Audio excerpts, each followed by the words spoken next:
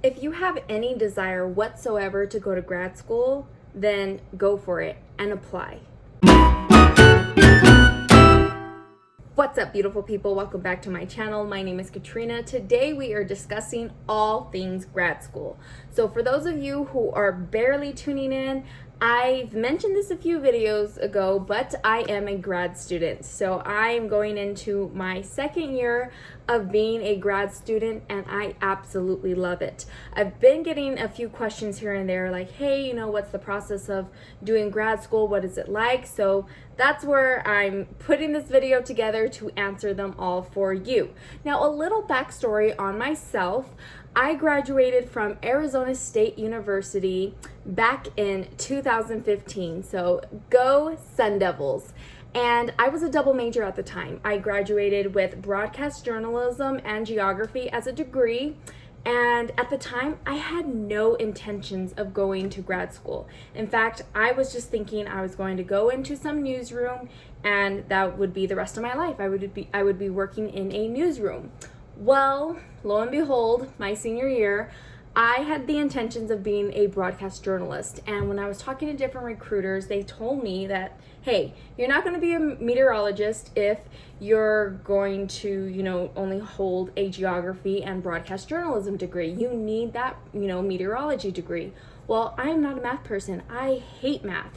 I hate calculus, all of that. I only did Calc 1, and I decided to switch from that meteorology major to a geography major because you didn't have to take calc. So here's senior year Katrina, like, oh my gosh, I want to be a broadcast meteorologist. What am I going to do? So I found Mississippi State University, and I applied right before I graduated from ASU into their broadcast meteorology program. So I got in. I got to cut the degree in half because I basically transferred all my ASU credits over to Mississippi State University. 2 years later, so this puts me at 2017. Yeah, August 2017, I finished my broadcast meteorology degree. Funny thing is, though, I left the journalism field in 2016, so yeah, I have a broadcast meteorology degree that I'm not using. I have a geography degree that I am not using. I will say I am using my broadcast journalism degree because I am doing videography, but I'm not necessarily a broadcast, journalist. But hey, I took the tools of what I learned at the Cronkite School and I'm applying them to my everyday job for what I do for a living. Anyways, so lo and behold, okay, so I go throughout 2018 thinking, all right, I still don't want to go to grad school. But then I started seeing all my friends apply, and I'm like, dang, that is really cool. The fact that they're, applying themselves, they're going after that degree that they want. So, that little itch in my brain, hey, apply to grad school started for me. And at first I was just like, well, what would I major in? So that's like the biggest thing. When you are considering grad school, you really want to go after something you're passionate about. Now, ever since like elementary school for me, it's always been journalism. I've always loved the idea of writing, talking in front of a camera. But I wasn't in a newsroom, so I thought to myself, what would be the point of going for a master's in journalism if I have no intentions of going back to a newsroom? So I started thinking, what other ways can I incorporate, media and, just like talking to people, but, A, at a higher like education level, and B, like, what are my career aspirations? So that's what you need to do. Do your research. Think of a list of goals. Like, gosh, there's so much. You need to think of a list of goals of what you want to do in your career and your education. But then you need to do your research to find a university and an institution that will align with those goals. So what I did from my personal experience, I realized I wanted to get into higher education and do more of like marketing director type stuff with the University of Arizona. I know it's really weird. I am a Sun Devil, but I am living in my hometown of Tucson. So Tucson is home to the U of A Wildcats. So I decided, I need to find some type of like, marketing type masters that will allow me to go after that degree or, that career path. And after some research, I found like some really neat programs with like communications, marketing, but they were just really pricey. So I was on a budget. Your girl's always going to be on a budget. And I decided, I need to find something that's more affordable or is not going to give me a ton of debt. And lo and behold, you just go to trusty old Google and you type in, best online programs for, marketing, media, that sort of thing. And the reason I chose to opt in for a online program, I have 2 kids. I really can't become a full-time student because A, I'm working full-time, B, I have a part-time job as a cheer coach, and C, I have 2 little ones. There's no way I'm going to be able to be on campus studying on top of those other 3 things. So what I decided to do is, I need to do an online program. And that's where the beauty of Google, you are, introduced to a ton of different universities. And that's where I found my current university, Arkansas State University. I am such a West Coast girl. I only really know universities on the west side of the United States. So seeing that, Arkansas State University was a thing, I was like, hey, that looks really cool. But, I'm not too familiar with the university as a whole. And what really sold me, this is where you need to do your research, the tuition for the entire degree as a whole, you could do the degree in as little as 1 year or space it out to 2 years, $9,000, just a little bit above. Let's just round up because of tuition and books and everything. $10,000.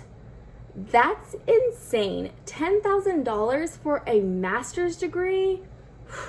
I know bachelor's degrees that cost more than this master's degree. Immediately, when I saw that price tag, I was sold because I knew that $10,000 is pretty easy to come by, and B, that's just super cheap. I mean, there probably are grants available, and the fact that you can finish the program within 1 year, awesome. Now, I did the 2-year option because I just didn't want to double up on classes. But when I first heard of Arkansas State University, I was a little hesitant because I honestly thought it was like a scam. I thought it was a fake university because I was like, no way is this program only $10,000. But that's the beauty of it. It is. And so at that point, I started talking to admission counselors. I started talking to different people who were in the program that I was interested in. So I personally am getting a Master's of Science in Mass Media Management. So it's focusing on all things media, from, public relations, broadcast journalism, print, marketing, all of it. It is mass media. And that's the other thing I love about it. And if you're considering going into a master's program, find something you are passionate about, because trust me, when you find a program that you truly enjoy, you're not going to feel like you're going to school. I enjoy logging into my classes because I realize that all this content I'm consuming and I'm learning is just helping me get to my future goals. So first tip, another little recap for you. Do your research for your self goals and for your academic goals. And trust me, by doing that research, you are going to find whatever, master's program fits your lifestyle and your goals and ambitions.